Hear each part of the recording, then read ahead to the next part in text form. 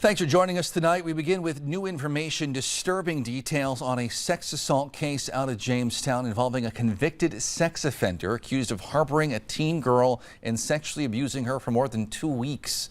Loring Rush is now charged in Stutsman County with corruption or solicitation of a minor, remote performance, drug charges, and several other counts. Valley News Team's Bobby Fallett joined us now live in studio with the details. Bobby.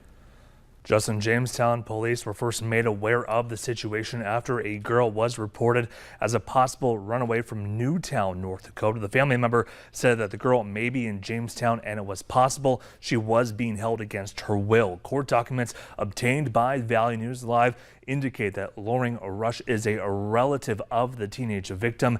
In an interview with investigators, the girl said that Loring gave her alcohol and meth, and they had sexual intercourse every day, sometimes multiple times a day, for over 2 weeks. She also told investigators that Rush took a video recording.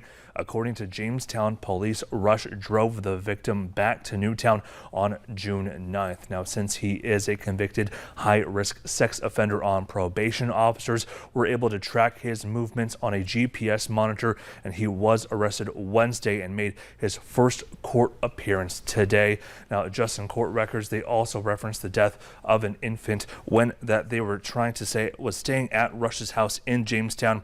The victim told investigators that she woke up to some screaming about an unresponsive child, and then she started doing chest compressions until paramedics arrived. And then now we have contacted the Jamestown Police Department for more information about the investigation into that child's death. Justin, no word yet on how that child, how that ties and everything else going on. Exactly. Yes. All right. Thank you, Bobby.